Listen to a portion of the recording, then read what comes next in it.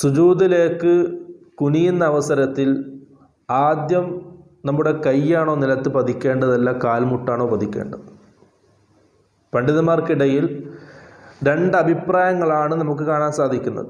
ഒരു വിഭാഗം പണ്ഡിതന്മാർ ആദ്യം കാൽമുട്ട് വെക്കണം, അതിനുശേഷം കൈ വെക്കണം എന്ന അഭിപ്രായക്കാരാണ്.